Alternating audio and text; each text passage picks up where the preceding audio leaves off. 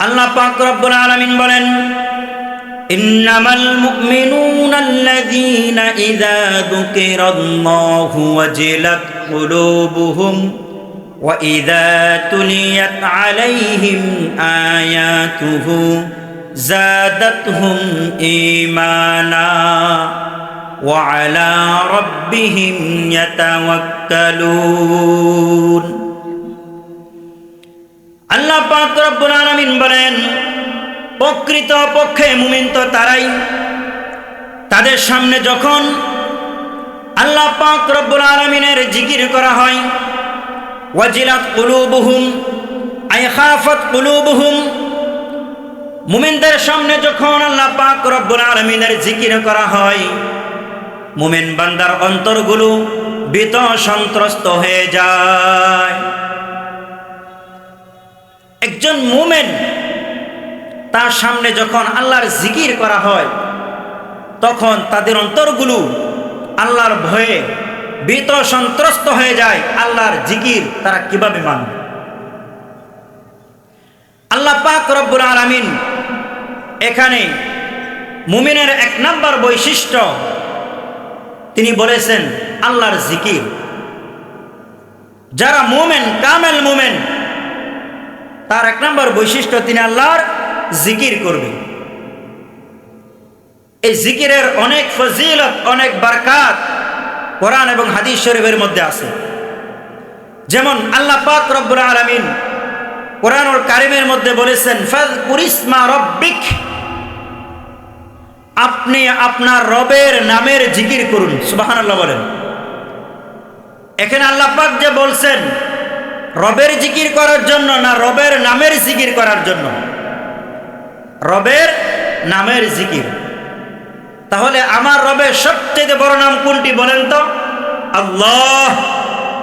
তাহলে আল্লাহ আল্লাহ জিকির করা এটি কোরআন এবং হাদিসের মধ্যে আছে, মৌখিক জিকির যেটাকে বলা হয়। আল্লাহর হাবিব সাল্লাল্লাহু আলাইহি ওয়াসাল্লাম সাহাবায়ে কেরামদেরকে বললেন, আমার সাহাবীরা, তোমরা তোমাদের ঈমানকে তোমরা তাজা করো, নবায়ন করো। সাহাবায়ে কেরাম প্রশ্ন করলেন, ইয়া রাসূলুল্লাহ, ইয়া হাবিবাল্লাহ, কাইফা নুজাদ্দিদ ঈমানানা ইয়া রাসূলুল্লাহ, আমরা আমাদের ঈমানকে আমরা কিভাবে তাজা করব? আল্লাহর হাবিব সাল্লাল্লাহু আলাইহি ওয়াসাল্লাম সাহাবায়ে কেরামদেরকে বললেন, কাসসিরু লা ইলাহা ইল্লাল্লাহ, তোমরা বেশি পরিমাণ আল্লাহ পাক রব্বুল আলামিনের জিকির করো, লা ইলাহা ইল্লাল্লাহ। তাহলে আল্লাহ পাক রব্বুল আলামিন এই মৌখিক জিকিরের কথা বলেছেন। আল্লাহ রাসূল সাল্লাল্লাহু আলাইহি ওয়াসাল্লাম মৌখিক জিকির লা ইলাহা ইল্লাল্লাহ, আমার রবের নামের জিকির করার কথা তিনি বলেছেন। জিকিরের অনেক ফজিলত রয়েছে। আল্লাহর হাবিব সাল্লাল্লাহু আলাইহি ওয়াসাল্লাম ইরশাদ করেন, জিকিরের সবচেয়ে বড় যে ফায়দা, আল্লাহর হাবিব সাল্লাল্লাহু আলাইহি ওয়াসাল্লাম বলেন, ফাতাহাল্লাহু কুফলা কলবা, আল্লাহর রাসূল সাল্লাল্লাহু আলাইহি ওয়াসাল্লাম বলেন যে আমার উম্মত আল্লাহ পাক রব্বুল আলামিনের জিকির করবে, আল্লাহ পাক রব্বুল আলামিন ওই জিকিরকারী বান্দার অন্তরে তালা খুলে দেন এবং ওই জিকিরকারী ব্যক্তির অন্তর পুরাটাই আল্লাহর ঈমান এবং ইরফানের নূরে ভরপুর হয়ে যায়। সুবহান। যে ব্যক্তি জিকির করবে আল্লাহ পাক তার অন্তরে তালা খুলে দিবেন এবং আল্লাহর ঈমান এবং নূরের তার অন্তরটা ভরপুর হয়ে যাবে। সুবহানাল্লাহ। আমাদের দেশে বাস্তব কথা হলো, আমাদের দেশে কিন্তু এখন এই জিকির আজকার এগুলো নাই। আপনি এই জিকিরগুলো পাবেন, মৌখিক জিকির, আমলে জিকির, বিশেষ করে মৌখিক জিকিরগুলো আপনি পাবেন। এই জিকির এখন দরবার কেন্দ্রিক হয়ে গেছে। পীর সাহেবরা জিকির দেন আর মুরিদানরা জিকির করায়। কিন্তু আমরা আলেম ওলামারা, এক শ্রেণীর আলেম আমরা আছি, সাধারণ পাবলিক আমরা আছি যে আল্লাহর জিকির আমরা করি না।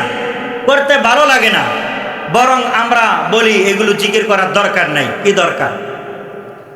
তাহলে জিকির করার কথা, মৌখিক জিকির কোরআনে আছে না নাই? আছে। হাদিস শরীফে আছে না নাই? আছে। সুতরাং যারা জিকির থেকে আমাদেরকে দূরে সরাইতে চায়, সুতরাং তাদের কথা আমরা শুনবো না। আল্লাহ পাক রব্বুল আলামিন এখানে জিকিরের সাথে সম্পর্ক করেছেন ওয়াজিলাত কুলুবুহুম, কলবের সম্পর্ক করেছেন। জিকিরের সাথে কলবের একটা সম্পর্ক আছে। আল্লাহর হাবিব সাল্লাল্লাহু আলাইহি ওয়াসাল্লাম তিনি ইরশাদ করেছেন যে মানুষের শরীরের ভিতরে একটি গোশতের টুকরা আছে, আর এই গোশতের টুকরাটা যদি ভালো হয়ে যায়, ওই ব্যক্তির পুরা শরীরটা ভালো হয়ে যাবে। সুবহানাল্লাহ।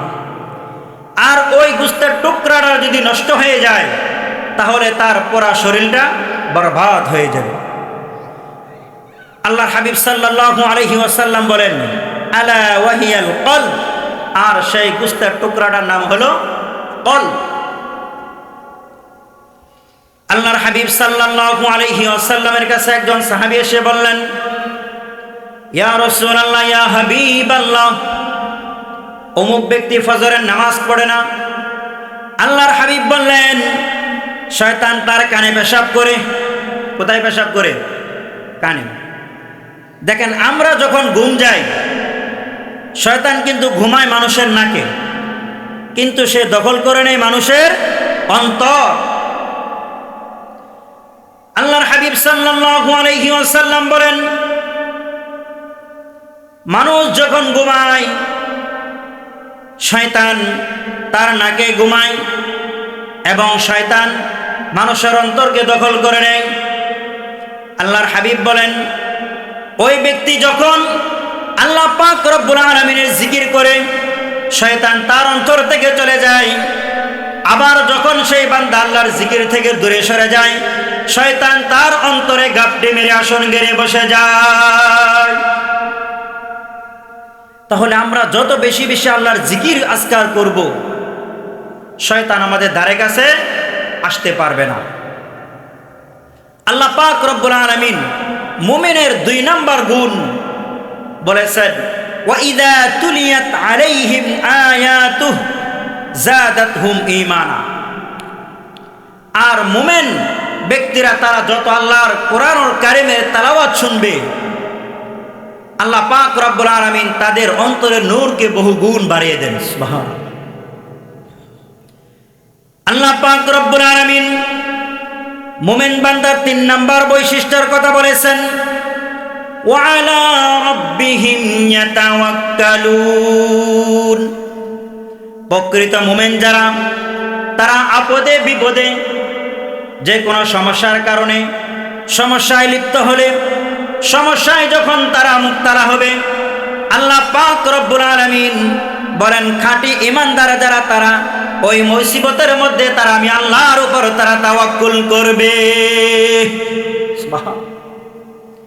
তাওয়াক্কুলের কথা আল্লাহ পাক রব্বুল আলামিন কোরআনের বিভিন্ন জায়গায় তিনি তুলে ধরেছেন। আল্লাহ পাক রব্বুল আলামিন নবীদের মাধ্যমে তার বান্দাদেরকে তাওয়াক্কুলের শিক্ষা তিনি দিয়েছেন। সুবহানাল্লাহ।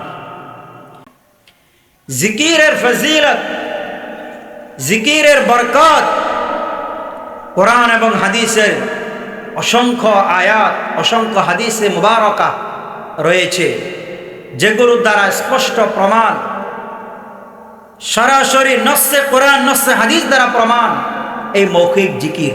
ঠিক কিনা? আমাদের দেশে এখন একদল ভাইয়েরা আছে যারা মৌখিক জিকিরকে তারা মানতে চায় না, বিশ্বাস করে না। তারাই বলতে চায় 5 ওয়াক্ত নামাজের পরে মুনাজাত নাই, মিলাদ কিয়াম নাই, জিকির আজকার মৌখিক জিকির বলতে কোনো কিছু নাই, পীর মুরিদি নাই। না, তাদের এই গুমরাহ দলের আহলে হাদিস নামের আহলে খবিসদের, জাল শায়েখদের কথায় কান দিয়ে গুমরার দিকে পা দিবেন না। আমাদের দেশে এখন এমন একটি পরিস্থিতির মধ্যে আমরা আছি যে আমাদের এই দেশের মধ্যে সবাই একটি বিষয় নিয়ে তারা আলোচনা করতেছে, ঐক্যের বিষয় নিয়ে, ঠিক কিনা? শুনে আশ্চর্য হবেন মুসলমান, এই দেশের মানুষ সবাই ঐক্য হওয়ার জন্য সবাই কাজ করতেছে, কিন্তু আমরা ঐক্য হতে পারতেছি না। কিন্তু এই উপমহাদেশের মানুষ, শুধু বাংলাদেশ নয়, পাকিস্তান, মায়ানমার, ভারত, শ্রীলঙ্কা, ভুটান, বাংলাদেশ সহকারে এই উপমহাদেশের সকল মুসলমান আমরা ইমানদার একটি জায়গায় ঐক্য ছিলাম। সেই ঐক্য হলো, ঐক্যের জায়গাটি হলো মাযহাব ভিত্তিক ঐক্য, ঠিক কিনা বলেন? এই দেশের মানুষ যারা আওয়ামী লীগ করে তারাও হানাফি মাযহাব মানে, এই দেশের মানুষ যারা বিএনপি করে তারাও হানাফি মাযহাব মানে, এই দেশের মানুষ যারা চরমনাই করে তারাও হানাফি মাযহাব মানে, এই দেশের মানুষ যারা কওমি মাদ্রাসায় পড়ায় তারাও হানাফি মাযহাব মানে, এই দেশের মানুষ যারা আলিয়া মাদ্রাসায় পড়ে এবং পড়ায় তারাও হানাফি মাযহাব মানে, এই দেশের মানুষ সুন্নি জনতাও হানাফি মাযহাব মানে, খারেজিরাও হানাফি মাযহাব মানে, কওমিরাও হানাফি মাযহাব মানে। এই উপমহাদেশের সমস্ত মুসলমান আমরা একটি জায়গায় ঐক্যবদ্ধ ছিলাম, সেই জায়গাটির নাম হলো মাযহাব ভিত্তিক ঐক্য। কি ভিত্তিক ঐক্য? মাযহাব ভিত্তিক ঐক্য। বিদেশি গোলামরা যখন দেখলো এই উপমহাদেশের মধ্যে পুরা মুসলিম জাতি তারা একটি জায়গায় তারা ঐক্যবদ্ধ হয়ে তারা প্রাচীরের মতো দাঁড়িয়ে আছে, এই উপমহাদেশের সমস্ত মুসলমান তারা মাযহাব ভিত্তিক ঐক্য হয়ে সবাই একমত আছে, তখন আমাদের ওই পশ্চিমাদের তাদের ঘুম নষ্ট হয়ে গেছে। এই আমাদের উপমহাদেশের মধ্যে এই মাযহাব ভিত্তিক ঐক্য এটা কিভাবে ভাঙ্গা যায়, কিভাবে দুলিশাত করা যায়, তারা এখানে তাদের কিছু চেলা চামুন্ডা আমাদের এই উপমহাদেশের মধ্যে তারা পাঠিয়ে দিয়েছে।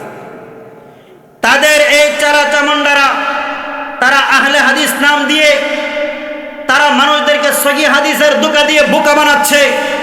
তারা এই মাযহাব ভিত্তিক ঐক্যের মধ্যে একটি বোম বাষ্ট করে দিল, মাযহাব ভিত্তিক ঐক্যটা এই উপমহাদেশ থেকে তারা ভাঙচুর করে দিল। বলুন নাউজুবিল্লাহ। মুসলমান মনে রাখতে হবে, যতই সহিহ হাদিসের দোহাই দিয়ে আসুক, যতই মাথার উপর রুমাল দিয়ে আসুক, তারা যখন যেই সুরতে আসুক হাদিসের দোহাই দিয়ে আসবে, তারা আমাদেরকে সহিহ হাদিসের দোহাই দিবে, কিন্তু তাদের এই সহিহ কথাগুলোর মাধ্যমে আমাদেরকে তারা বিষ খাওয়াইয়া তারা আমাদেরকে একটি আমাদের ঈমান আকীদা আমাদের আমলকে ধ্বংস করার দিকে তারা আমাদেরকে নিয়ে যাচ্ছে। বলুন ঠিক কিনা? মুসলমান ভাইয়েরা, ওই দিকে আমাদের যাওয়া যাবে না। আমাদেরকে ঈমান আমল ঠিক রাখতে হলে অবশ্যই আমাদেরকে মাযহাব মানতে হবে। আমি আপনাদের সামনে বলেছিলাম আল্লাহ পাক রব্বুল আলামিন এই মৌখিক জিকিরকে জিকির বলেছেন। আবার আল্লাহ পাক রব্বুল আলামিন 5 ওয়াক্ত নামাজকে তিনি জিকির বলেছেন। আল্লাহ পাক রব্বুল আলামিন 30 পারা এই 30 পারা কোরআনকে তিনি কি বলেছেন? জিকির বলেছেন। কি বলেছেন? জিকির বলেছেন। আল্লাহ পাক রব্বুল আলামিন ওয়াজ করাকে জিকির বলেছেন। সময় সংক্ষিপ্ত, হুজুর চলে আসছে, সেজন্য সামনে কথা বাড়াইতে পারতেছি না। আপনারা অতি দ্রুত মাহফিলে চলে আসুন। আল্লাহ পাক রব্বুল আলামিন 30 পারা কোরআনকে জিকির বলেছেন। আল্লাহ পাক রব্বুল আলামিন 5 ওয়াক্ত নামাজকে জিকির বলেছেন। আল্লাহ পাক রব্বুল আলামিন কোরআনুল কারীম থেকে ওয়াজ করাকে জিকির বলেছেন। আল্লাহ পাক রব্বুল আলামিন মৌখিক জিকিরকে জিকির বলেছেন। কিন্তু সূরা আনফালের 2 নম্বর আয়াতে এখানে আল্লাহ কোন জিকিরের কথা বলেছেন? আল্লামা ইমাম জালালউদ্দিন সুয়ুতী রাহমাতুল্লাহি আলাইহি তিনি ব্যাখ্যা করেছেন, ইযা যুকিরাল্লাহু ওয়াজিলাত কুলুবুহুম। এখানে জিকিরের অর্থ করেছেন ওয়াইদুল্লাহ। আল্লাহ পাক রব্বুল আলামিন যখন যেখানে কোরআনুল কারীমের মধ্যে আমাদেরকে ধমক দিয়েছেন, আল্লাহ পাক এই ধমককে জিকির বলেছেন। আল্লামা ইবনে কাসির রাহমাতুল্লাহি আলাইহি এই আয়াতের ব্যাখ্যা করতে গিয়ে তিনি বলেছেন, আই আহকামে শারঈয়্যা আহকামুল্লাহ। আল্লাহ পাক রব্বুল আলামিন আমাদেরকে যত কোরআনের বিধি বিধান দিয়েছেন, আল্লাহ পাক রব্বুল আলামিন এই সমস্ত বিধি বিধান হুকুম আহকামগুলোকে আল্লাহ পাক এখানে জিকির বলেছেন। সুবহানাল্লাহ। আল্লাহ পাক রব্বুল আলামিনের বিধানগুলো কি? চোরে যদি চুরি করে তাহলে তার হাত কাটতে হবে, কেউ যদি জেনা করে তাকে সঙ্গে সার করতে হবে, কেউ যদি শরাব পান করে তখন তাকে দৌড়া মারতে হবে, কেউ যদি অন্যায়ভাবে কাউকে হত্যা করে হত্যার বদলায় হত্যা করতে হবে। ভাইরা আমার, এটা হলো আইনের শাসন, আহকামে শারঈয়া। এই আইনের শাসন একমাত্র দিতে পারে আল্লাহর 30 পারা কোরআন, ঠিক কিনা বলেন? ভাইরা আমার, আমরা এখন যেদিকে যাচ্ছি এই দেশের মধ্যে এত অশান্তি, কিন্তু আমরা শান্তি পাচ্ছি না, কারণ আমরা শান্তির পথে আমরা আসতেছি না। এই দুনিয়াতে যত ধরনের মতবাদ সৃষ্টি হয়েছে, সোশ্যালিজম, কমিউনিজম, ন্যাশনালিজম, এই দুনিয়ার তন্ত্র মন্ত্র দিয়ে এই দুনিয়াতে শান্তি প্রতিষ্ঠা করা যাবে না। এই সমস্ত মতবাদগুলো দিয়ে এই দুনিয়াতে শান্তি প্রতিষ্ঠার গ্যারান্টি তারা দিতে পারে নাই। এই পৃথিবীতে শান্তি প্রতিষ্ঠার একমাত্র গ্যারান্টি দিয়েছে আল্লাহ পাক রব্বুল আলামিনের এই 30 পারা কোরআন। বলুন সুবহানাল্লাহ। কেমন শান্তির গ্যারান্টি দিয়েছে দেখেন। মুসলিম শরীফের একটি হাদিস আপনাদেরকে শোনাই। আল্লাহর হাবিব সাল্লাল্লাহু আলাইহি ওয়াসাল্লামের জামানায় কুরাই বংশের এক মহিলা চুরি করেছে। তিনি চোরের অপরাধে তিনি অপরাধিনী হয়েছে। আল্লাহর রাসূলের কাছে যখন বিচার আসলো, আল্লাহর হাবিব বললেন তার হাত কেটে দাও। সাহাবায়ে কেরাম চিন্তা করলো, কুরাই বংশের সম্মানিত মহিলা, সম্ভ্রান্ত পরিবারের মহিলা চুরি করেছে, তার হাত যদি কেটে দেওয়া হয় তাহলে সম্মান থাকবে না। সাহাবায়ে কেরাম তারা ছোট ছোট বাচ্চাদেরকে দিয়ে আল্লাহর হাবিবের কাছে নিয়ে গেলেন সুপারিশ করার জন্য। তারা আল্লাহর হাবিবের কাছে সুপারিশ নিয়ে গেলেন। আল্লাহর হাবিব সাল্লাল্লাহু আলাইহি ওয়াসাল্লাম চিন্তা করলেন, এটা ছোটদের কোনো সুপারিশ না, এটা বড়দের সুপারিশ। আল্লাহর হাবিব সাল্লাল্লাহু আলাইহি ওয়াসাল্লাম সাহাবায়ে কেরামদেরকে নিয়ে মসজিদে নববীতে গেলেন। সাহাবায়ে কেরামের সামনে আল্লাহর হাবিব সংক্ষিপ্ত আকারে খুতবা দিলেন। খুতবার এক পর্যায়ে আল্লাহর রাসূল বললেন, সাহাবায়ে কেরাম শোনো, ওয়া আইমুল্লাহ লাউ আন্না ফাতিমাতা বিনতা মুহাম্মাদিন সাল্লাল্লাহু আলাইহি ওয়াসাল্লাম সারাকাত লাকাতু ইয়াদাহা। আজকে যদি খাতুনে জান্নাত ফাতিমাতুজ জোহরা রাদিয়াল্লাহু তাআলা আনহা চুরি করে চুরির অপরাধে অপরাধিনী হতো, আল্লাহর কসম করে বলি আমি মুহাম্মদ সাল্লাল্লাহু আলাইহি ওয়াসাল্লাম, আমি রাসূল নিজে তার হাত কেটে দিতাম। সুবহানাল্লাহ। আইনের শাসন একমাত্র দিতে পারে কে? আল্লাহর 30 পারা কোরআন। এমন শাসন কি আমাদের দেশে আছে? এমন শাসন আমাদের দেশে না থাকার কারণেই আজকে দেশের মধ্যে যত অশান্তির মূল কারণ, ঠিক কিনা বলেন?